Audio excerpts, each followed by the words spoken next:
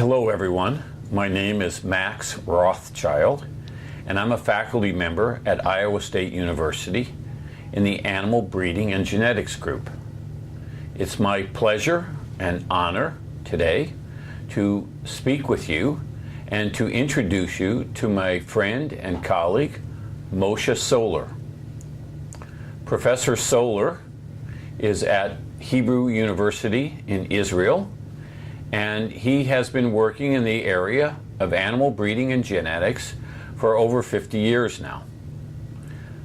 Let me tell you a little bit about him. Moshe came to Israel. He left the US and emigrated to Israel, and there he began a career in genetics. Israel is a small country, and therefore he has worked with many livestock species and some plant species. Moshe is known for his contributions in quantitative genetics, his contributions to much of the theory of use of molecular markers, and to some of the theory that he and his students developed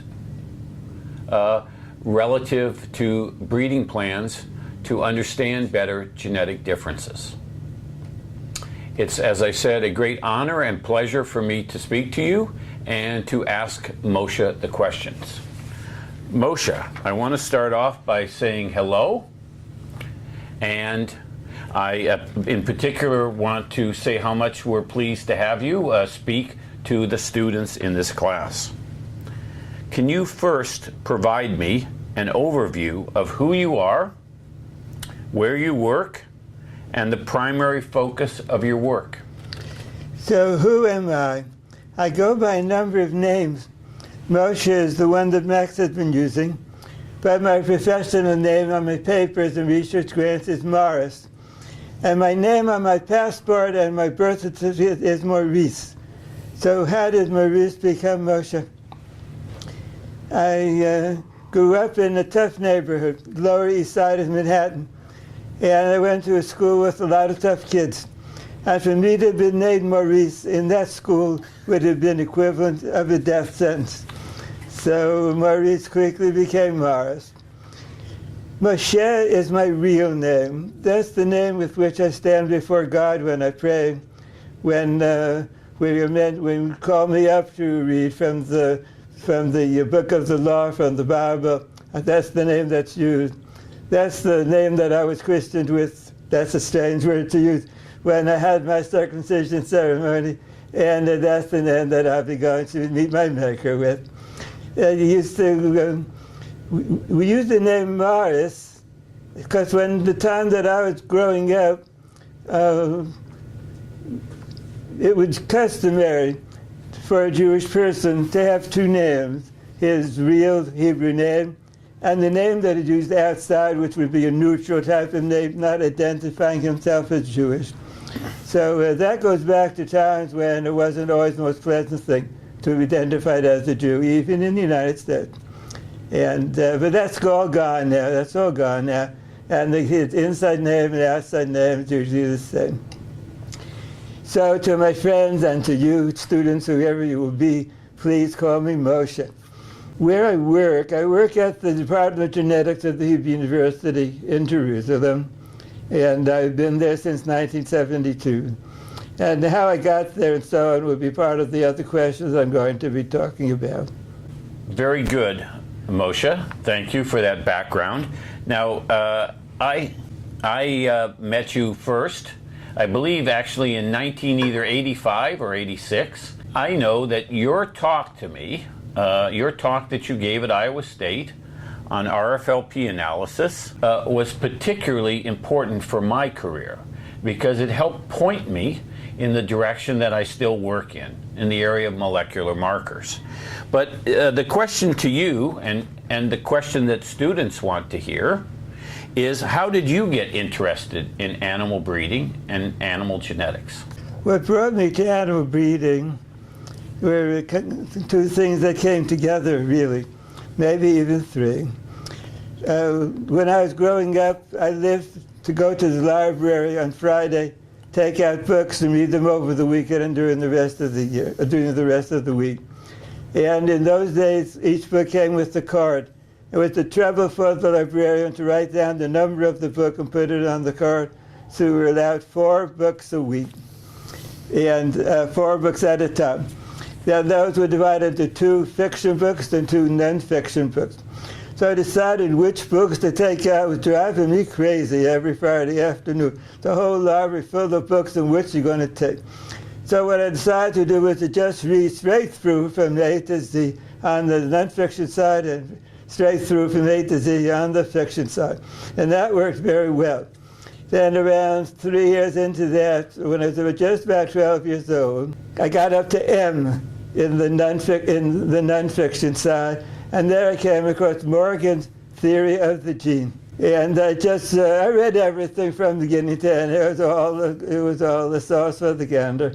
So I started reading Morgan's Theory of the Gene. Didn't understand anything.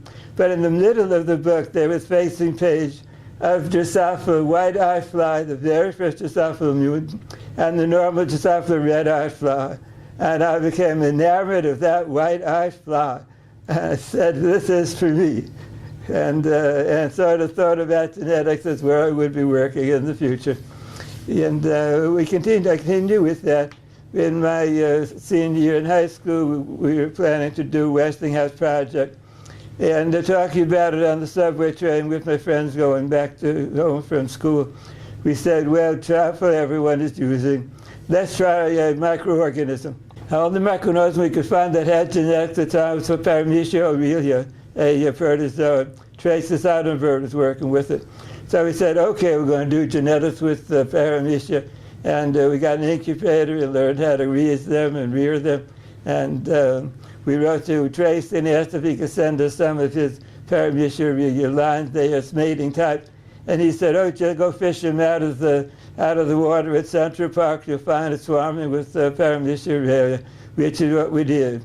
And he was so sweet. He wrote, I hope you don't mind, but I'm planning to do some genetic experiments also, and I hope you won't feel that I'm treading on your toes. I kept that letter for a long time. However, one of the kids in our group started playing around with chemicals and doing this and doing that. For all we knew it, he blew himself up. Nothing serious, but he had 100 glass splinters that had been taken out. And of course, I locked down the lab, and that was the end of our Westinghouse project. So I have a long-standing interest in genetics. Normally that would have led to studies in biology at NYU or Columbia, PhD, and so on, going on to classical genetics. However, I had my formative teen years at a critical time in the history of our people, the history of the world. I was 14 years old when the war ended. I began to get the news coming from Europe of what had happened to my people. And I remember everyone was gone. And then I remember my mother all of a sudden running into the house crying and saying, Esther left, Esther is living, Esther is living. Who is Esther? Esther was a cousin who was raised up in my mother's house after her parents passed away. And she stayed back when the family came to the United States right after the First World War. And she had hidden away with her son in Russia. And she wrote a postcard to my mother saying, here I am. Please help me. And of course the whole family got together and did whatever they could for her to set her up and so on. So that was 1945, and that event was leading into the great events of the establishment of the State of Israel and the renewal of my people in its ancient homeland. And I was caught up in that and felt that I wanted to dedicate my life to this activity also. So at that time, there just was no role for Drosophila flies in Israel, as far as I could tell. And everything was agriculture. The big excitement was Jews going back to work on the land after being separated from the land for so many years. And I decided to go ahead and do a bachelor's degree in agriculture. And Rutgers University was the closest university to home. I didn't want to get too far from home. Across the religion and everything. So I signed up at Rutgers University. They didn't quite know what to do with me, and they held me in advance for quite a while. but I came out very high on the Regents examination score, so I guess that influenced them and let me in. But by the time they let me in, the only thing open was dairy science. And that should tell you something about dairy science. So there I was, a dairy science major. Now the thing with me is you put me in a direction, I keep going in the direction until I fall off a cliff. So it never entered my mind even to switch to a different major when I was in dairy science. But I have to say, dairy science was boring. And it was all feeding. The dairy science part, too. Biology was okay, genetics, physiology stuff was fine. But the dairy science part was mostly feeding. And nobody made me aware of how important it was to know what to feed animals once you domesticate them. When they run around in the wild, they feed themselves. They eat a balanced diet. But when you take them out of the wild, you keep them at home, and you're going to be feeding them. You have to know what they need, and you have to know what the feed that you're giving them contains. And it's a really exciting adventure, but nobody clued me into that. Nobody clued me into that. It was just a list of feeds and their composition, how much you have to give to the cow, and it was boring, I have to say. So in my senior year, I was talking to one of my professors, John Kitchen, really nice guy, became friendly with me, or allowed me to become friendly with him.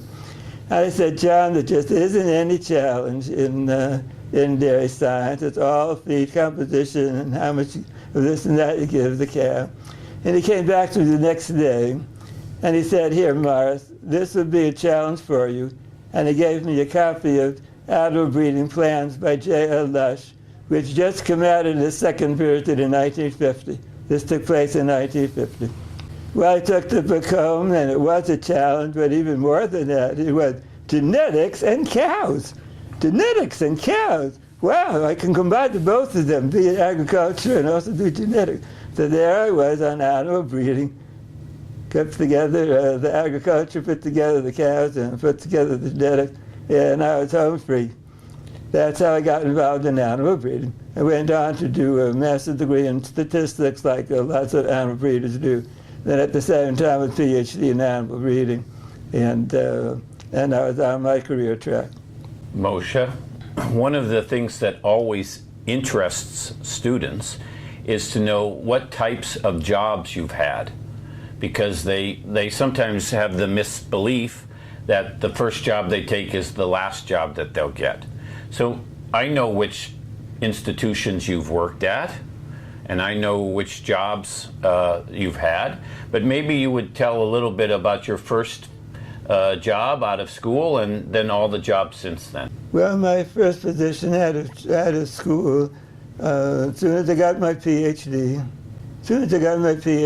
I wrote to Israel and asked if they would have a position for me. And there was a position open at Bar-Ilan University, supposedly, at the time. But then something happened, that one closed up, but the Vakani Agriculture Research Institute was expanding its staff dramatically, and there was a spot there for me. So I went to the Agriculture Research Station and began my work with them there, and very much suited to the training that I had had. I stayed there for 6 years, maybe more, from 1957 to 1966, 9 years. I was with them for 9 years. And then, for reasons which we may or may not go into, we'll see how time develops, there's a 6-year period when I came back to the States and spent it studying biochemistry. Why that happened and how that happened is a story in itself. I don't know, maybe it's an interesting story. After, what did I do during those 9 years?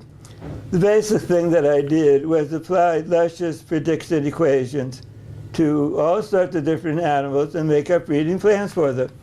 So I made up breeding plans for dairy cattle, and I made up breeding plans for broiler chickens, and I made up breeding plans for layer chickens, and I made up breeding plans for sheep, and I made up breeding plans for bees. And I made up breeding plans, and to make up breeding plan, you need to estimate heritabilities and genetic coefficients, different the kind of statistical parameters.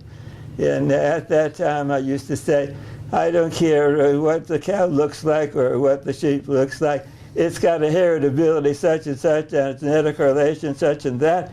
Then this is how it's going to behave. Boy, was I mistaken in that. But anyhow, that's the idea that I had in my head. That reminds me of a story about rabbis. In the Jewish towns in Europe, old days, there used to be the rabbi that was the pulpit rabbi and would speak to the people. And then there was the rabbi who decided what things were and made the decisions, whether something is kosher or not kosher and so on. So one time he was ill, and they took a chicken to the other pulpit rabbi who never had to make these decisions.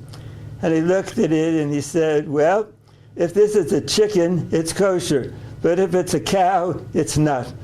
I saved that rest what I said. I didn't care what the animal was as long as I knew its genetic parameter. But it was just much of the muchness, I started getting bored again. You want to hear this story? At the same time, I was teaching genetics and general biology at Bar-Ilan University, which is not far from there. And they got involved with a very, very keen group of psychology students who wanted to explore biological bases of psychology. And we did some interesting mice experiments. And a lot of excitement going on in psychology, in the biological psychology, because they were thinking that maybe DNA, RNA are used to store memories. And there was a lot of work going on whether DNA or RNA could be the memory trace. Along with that, there were interesting experiments on enrichment of environment and effects on brain size. And it turned out that by enriching the environment of the mice, and we tested this and it worked, you can get their brains to be actually bigger by 10–15%, a noticeable difference. And that got me all excited. Well, something going on in the brain when you learn, when you teach. A physical thing, not just a mental thing. So I thought I would like to look into that. And so I went back to the States and did a postdoc in brain biochemistry at Indiana State University. And then I realized that I had to do a lot more if I wanted to work in biochemistry. And so I went and did a second PhD equivalent at Northwestern University in biochemistry. And I have a publication in brain biochemistry in my CV. Well, this took about 6 years. And meanwhile, we had 2 more children born to us, which we're glad, so we had a family of 3. And it was time to go back to Israel. And I was thinking I would go back to Israel, to Bar-Ilan University, and work with the psychology students on the mice and brains and stuff like that. But the position they were holding open for me, they just didn't respond. The department chairman didn't answer letters. So I wrote to a friend of mine at the Hebrew University, and they said, can you check out what's going on there at Bar-Ilan? And he said, don't bother with Bar-Ilan, come to us. Because they were setting up an applied genetics group at the Hebrew University. So I said, well, God will tell me what to do, and he wants me to be an animal breeder. So I went back and joined the applied genetics group at Hebrew University. That was 1972, and there I remain until this day. So aside from that detour into brain biochemistry, it's been a pretty straight track. So Moshe, when you started at Hebrew University, what research topics were you looking at, and how have they changed over the years? Well, when I first came there, I continued with the applied track that had been on before, dairy cattle mostly, and broiler breeders, and broiler chickens. There's very intensive selection and its effects on secondary traits. And we looked a lot at secondary traits in chickens as a result of broiler selection. But however, the applied genetics group had a special constitution. There were real geneticists involved in it.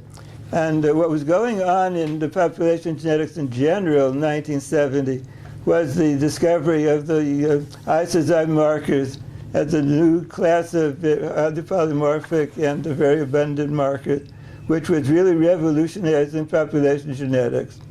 And some of the members of the department of the applied genetics group were working with these markers already for characterizing wild wheat compared to domesticated wheat. For instance, they were able to show that the genetic polymorphisms in one isolation of a wild wheat from a field had as much genetic diversity as the entire USDA resource population of domesticated wheat. So this is really contributing high-level, high-value information.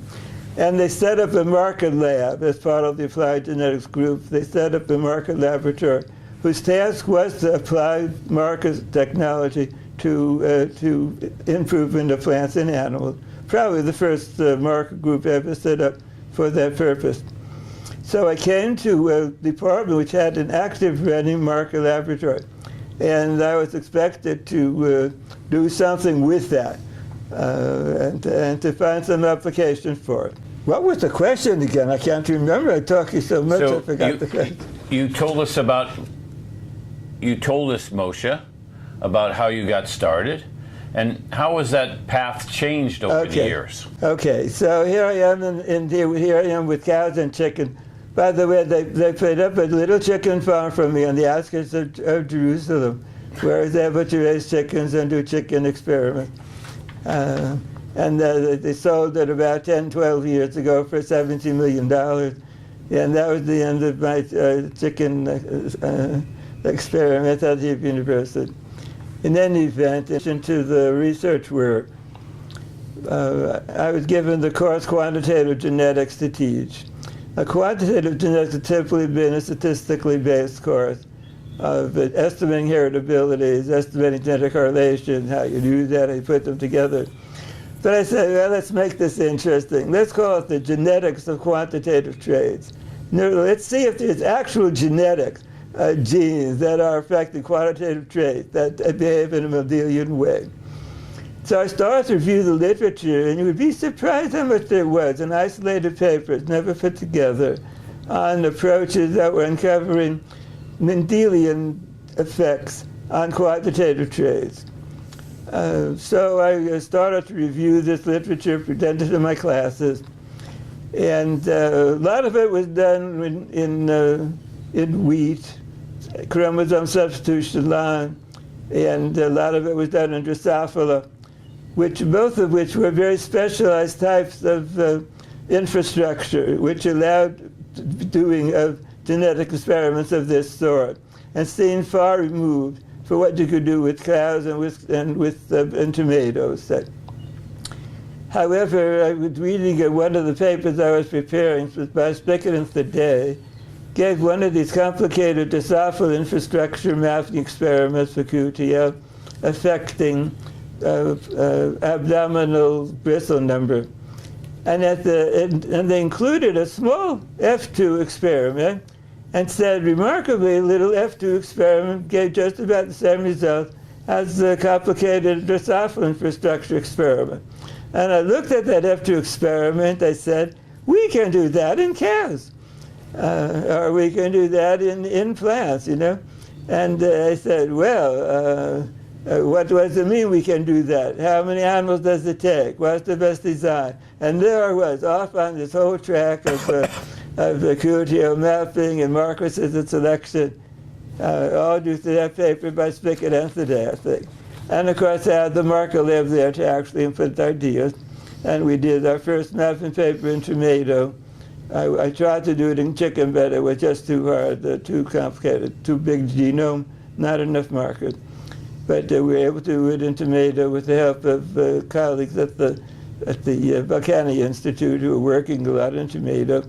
And we did a very, very good experiment. Joel Weller was a student who did it. And he was fantastic, both in the laboratory and both in statistics.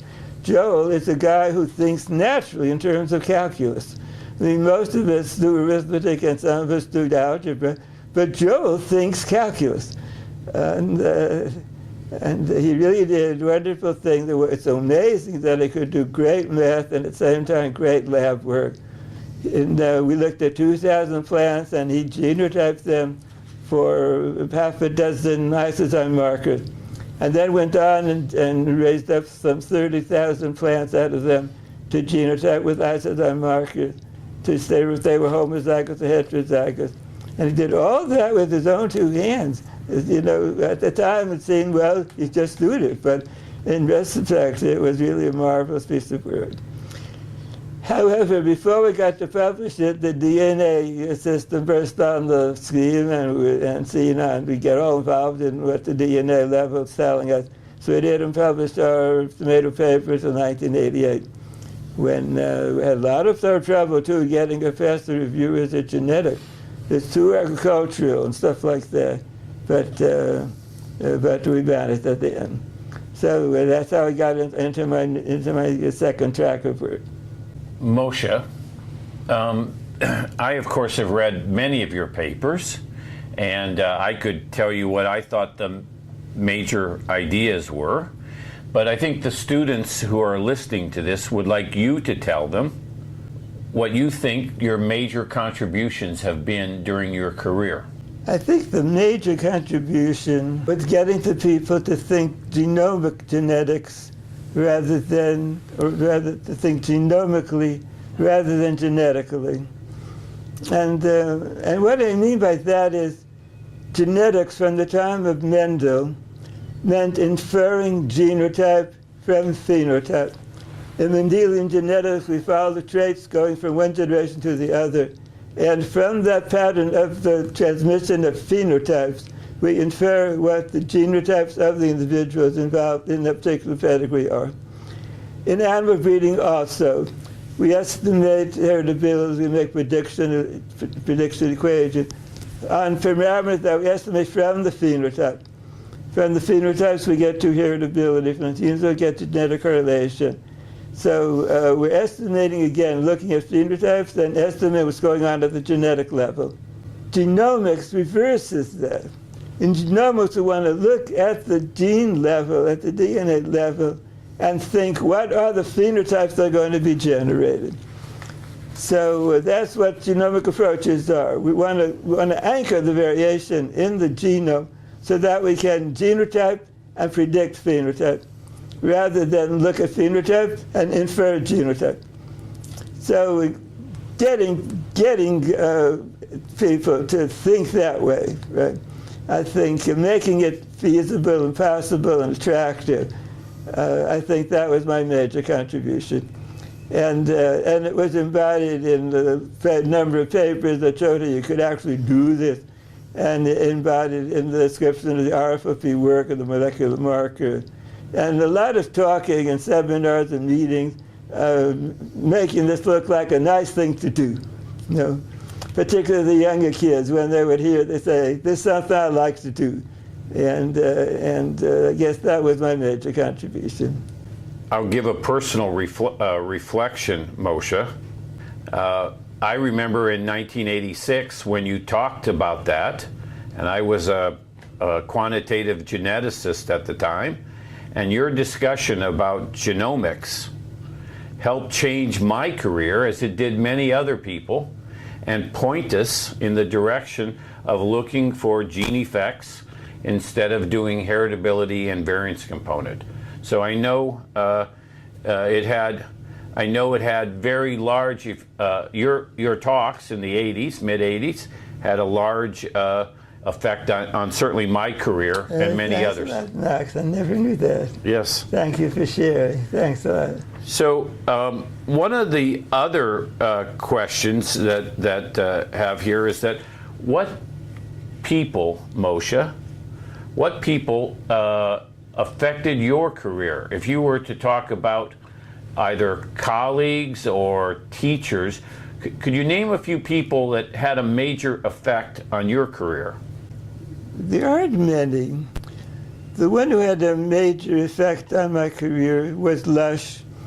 At Rutgers, when I did my PhD, they had no idea what was going on in quantitative genetics at the time.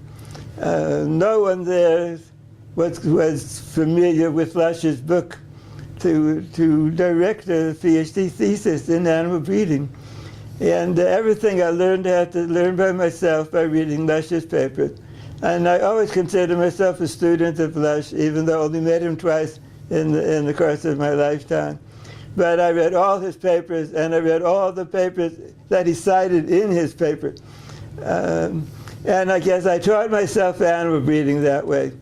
Really did it on my own pretty much.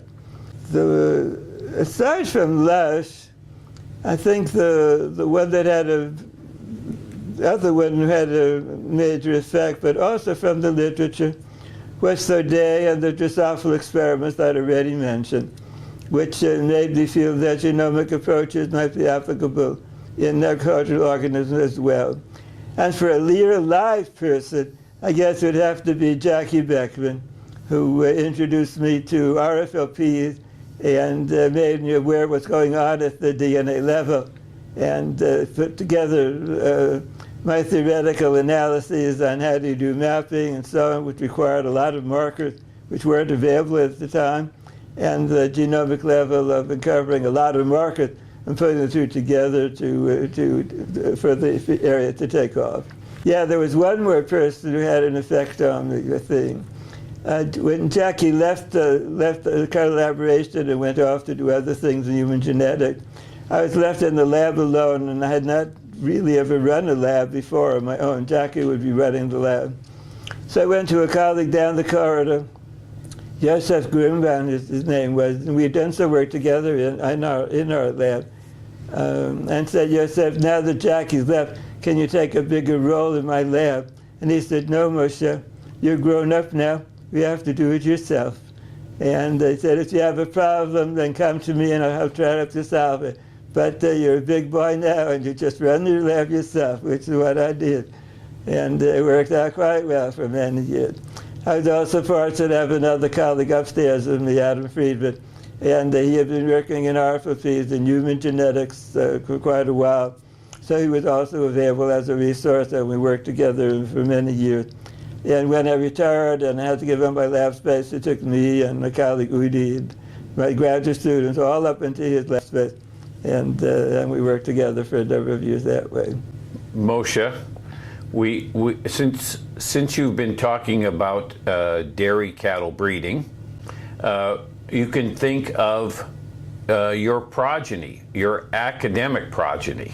And your academic progeny are your students.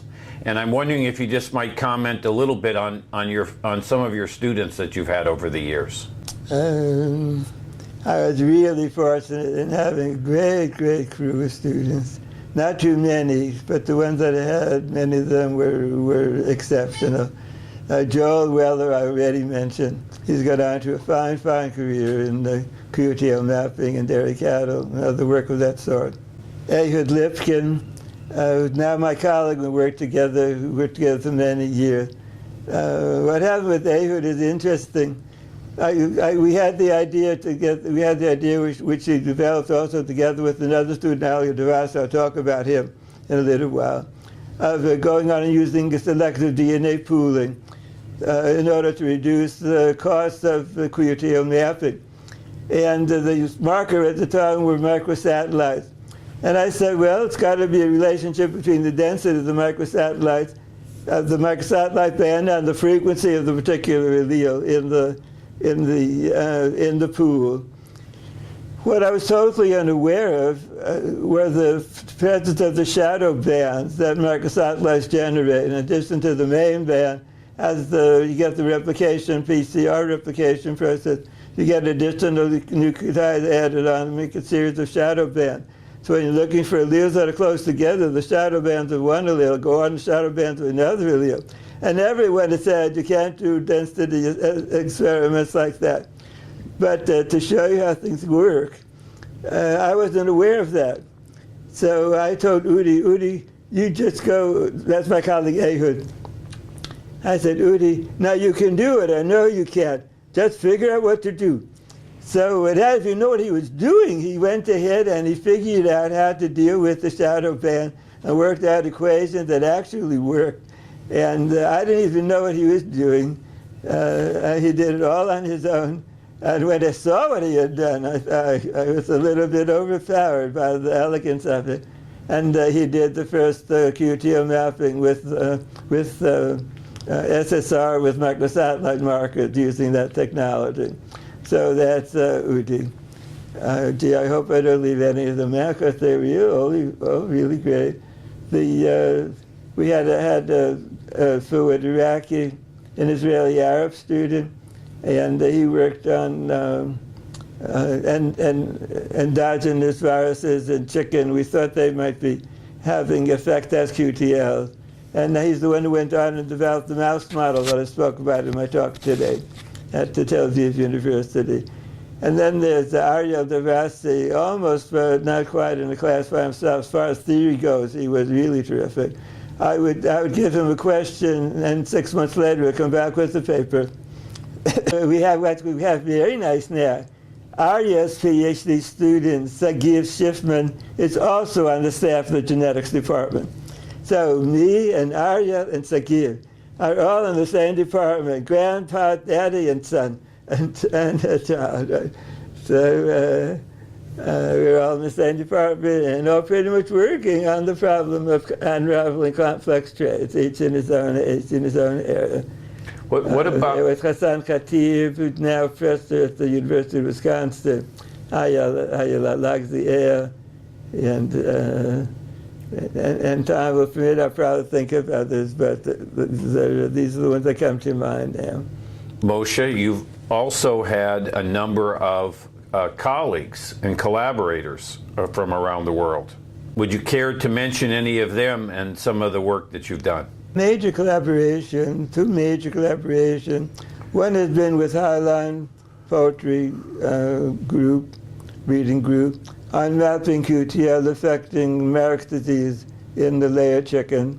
And that was done together with the Highline group, Janet Fulton, Neil O'Sullivan, and others, and also with Jack Deckers at Iowa State University, and have a fairly close association with the colleagues at Iowa State, Jack, Sue Lamont, and Fernando Rohan, and of course Max. The other group was the trypanotolerance group, where we set up a mapping program for trypanotolerance in the DAMA, trypanotolerance in cattle, which might be we're talking a little bit about. In 1985, I gave a talk on RFOPs and QTL and all of that at the Armadale Conference in Australia. And I got a letter a while after that from Peter Brembry asking if I thought that RFOPs could be used to characterize trypanotolerant cattle in Africa. Trypanosomiasis is the major disease, of course, of cattle, and pretty much forbids rearing cattle south of the Sahara Desert in the rainy parts of Africa. So I wrote back, Peter, we can do better than that. We'll map the genes that are affected trypanotolerant. And in my usual enthusiastic way, jumping ahead of the game. Peter was on his way to the World Bank, so that connects us through Peter to ILCA, International Laboratory, something Africa, I forgot what the C stood for. Cattle, International Laboratory Cattle Africa. So they were engaged in characterizing different cattle in Africa. So this fit in right in. And nothing really developed with ILCA, but at the same time, a very, very fine scientist and person, Ian McIntyre, who set up the medical school in Kenya, was setting them to National Trypanotolerance Center in Gambia. And a colleague of mine, a friend of mine at FAO, made a connection between myself and Jackie and Ian. And Ian liked the idea of mapping trypanotolerance a lot. So at the official opening of the Trypanotolerance Center, he organized a genetics seminar where we presented these ideas. And there's a lot of interest in another group in Africa, International Livestock Research Institute, ILRI, in Kenya. And they were really set up to do molecular work. We tried to do the molecular work with the ITC, but they didn't have the infrastructure that was available for it. And ILRI picked up the project, and very, very sweetly kept me in kept me in it. I remember I talked to Alan Teal, who was heading up the project, and I said, "Gee, Alan, I'm hoping you'll find a place for me in the project." And he said, "Morris, of course I will. We're counting you to do the analyses." So it's really, really collegial. You know, he was wonderful that way. Now, why did I start talking about this? Well, oh yeah, you asked me if I had any colleagues that I work with. So the group at Alan Teal and Olivia Hanaut, and a group at Haas University with Avram Karol, they were all involved in the Chopin Challenge project. Moshe, you've mentioned several accomplishments in your career. Of those accomplishments, you've mentioned getting people to think about genomics and DNA markers. You've mentioned pooling of DNA as a way to look at analyzing gene effects. Pooling, we know. And you have looked at, you've talked about mating designs. Are there other accomplishments that you'd like to talk about? Sure, the major accomplishment in my life, as everybody who knows me knows, is to marry my wife, Mimi. I fell in love when I was 18, and we were married when I was 19, and that's certainly the major achievement. I have a nice story to tell. A few years ago, not too long ago, on my 80th birthday, I was invited to give a major presentation at the PAG conference. And one of the people there asked me, "What's your major accomplishments, Moshe?" And I said, "Marrying Mimi, of course." So my wife didn't like that, and she complained to Arlo Devasi, and she said, they asked Moshe at the meeting where after his talk, "What's your major accomplishment?" What do you think he said? He said, Ari said, "Marrying Mimi, of course." Everyone who knows Moshe will know that's what he would say. Very good, very good. Moshe. Yeah, but that was just a story. What was the actual question? Well, the question was, are there other accomplishments? Are there other accomplishments besides DNA pooling, mating designs, and genomics that you feel you want to talk about? Your other scientific contributions? There are a lot of other things, I guess, but I think those are the main things. I would kind of, did you have anything in specifically in mind? No, I was looking for the one of the major one of the what we call major contribution, not in the area of QTL mapping and stuff. It's an interesting story in its own right, and I think I'll tell you about it. As I said, I came to Israel in 1957, and I started working with the dairy cattle and all, and became very involved with what the farmers were doing in artificial insemination. And I was talking to a very close colleague of mine, Ruven Baranan. The previous generation would have known him. He was a great, great animal breeder, self-taught, but he received a PhD and became a university professor on the basis of his own work and work that we did together. We published a number of papers together. So what was happening was that the farmers were asking for semen from a bull called Sharviet. And Sharviet's progeny test was very mediocre for milk production. So I said, look at the foolish farmers.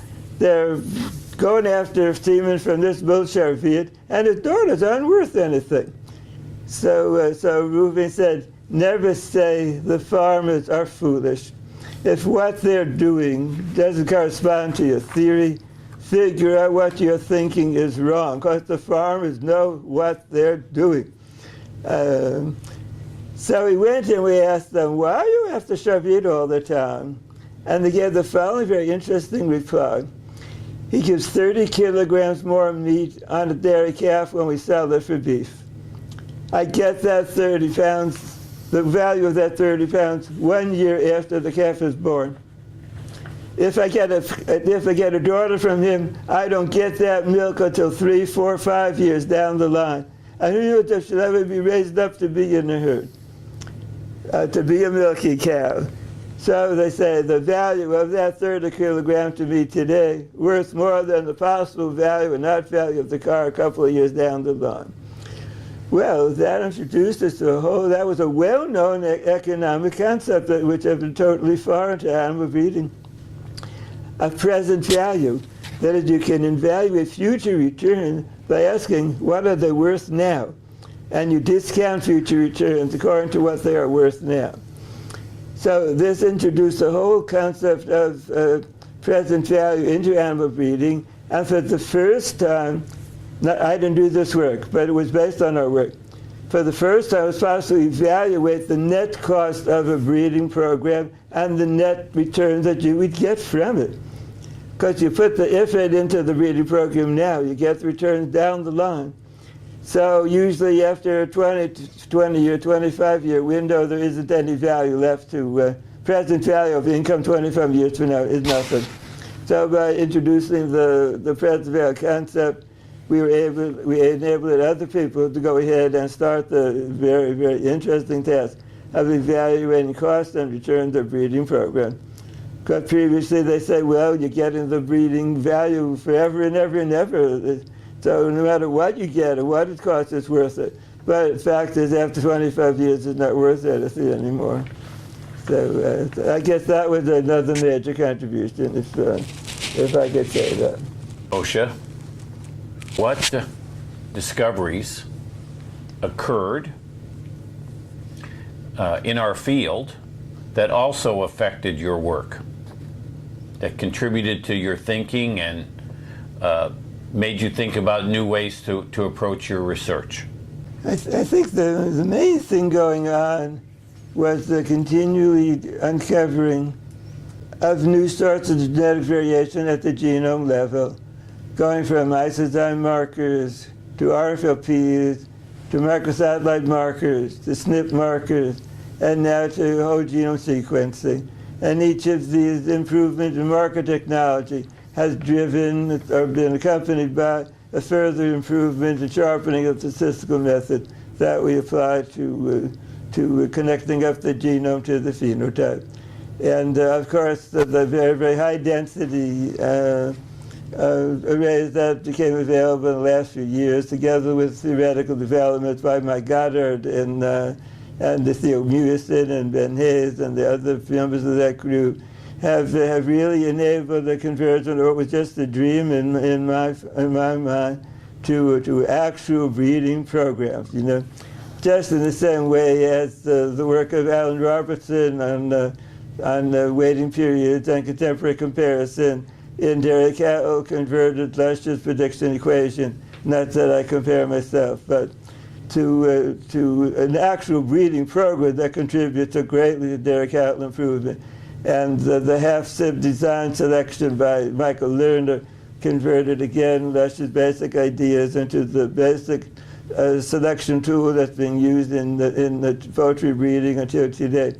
In the same way, I think Mike Goddard's and the Mewison development of the GWAS and the GWS, the selection method, have converted the thoughts about marker set selection and QTL mapping into true breeding accomplishments. We hope anyhow. It's just being applied now, but it looks good. Moshe, one of the things that we always get asked or we think about as scientists is what's our major contribution? If you want students to remember you, what would you say is what you want them to remember you about? What would be the most important thing you would like them to know about yourself? Before I lost my hearing, when I picked up the phone and somebody would speak to me, I would say, "How can I be helpful?" And I wanted to remember it. I wanted to have as my epitaph on my gravestone, "How can I be helpful?" Well, I can't answer that on the phone anymore because the telephone no longer available to me. But I think I would like my students and my colleagues to say that Moshe was always there. And I think that's the main thing. I could think of professionally what I would like to be thinking of, but I think that's what we're put on this earth to do, to be helpful, you know. When you think of what we started from, this Big Bang so many billions of years ago, and from that they develop people who have the ability to be helpful and empathic and help one another out when they need it. That's such an amazing, glorious thing, you know. And that's what I would like to be remembered as. Genetically speaking, I think the main thing would be if people think of me as one of the contributors to the paradigm shift that's occurred in the cattle and animal breeding, plant breeding to a certain extent also. From genetic thinking to genomic thinking, why that would be a satisfaction as well. This has been very interesting, Moshe. Of course, I've known you for 30 years or so, but I'm sure the students will find this very interesting. Is there anything else you might want to tell the students before we finish up today? I think I want to share two thoughts with you. The first is how important the environment in which you find yourself is in determining the kinds of goals that you can set yourself and that you can reach. Coming to the genetics department of university, this wasn't an agricultural department. This was a straight ivory tower genetics department. And my colleagues were keen. The colleagues were keen, you know. Anyway, I had to live up to their expectations. I had to deliver at the same level as they were delivering. And I feel that just raised me up. And I think had I come into a department of Nobel Prize winners, well, I would have won a Nobel Prize too. So try to search for an environment in which you're surrounded with people who are better than you, you know, and then you strive to equal their expectations, and that pulls you out of yourself. The other thing that happened when I was preparing my quantitative genetics course and genetics of quantitative traits, I studied the papers and the work that Sears had done in wheat substitution line. And I said, I'd like to do something at that magnitude. You know, I looked at somebody who could be a mentor to me in the sense of what a person could achieve. And I thought what he did with the chromosome substitution line was an achievement that I could try to emulate. So if I could do it or not, my wife said, who do you think you are? You're going to be the next Sears or so. But that's okay. She never lets me get a swelled head. Well, very good. That's what I think. You should fix an achievement that you see in your eyes as a major achievement, one that attracts you, and say to yourself, let me achieve the same in my own work. Well, very good, Moshe. It's been a pleasure talking to you, and I'm sure the students will enjoy this presentation very much. Thank you again. Okay, kids, and if you ever find yourself in Jerusalem, look me up. I'll always be happy to see you.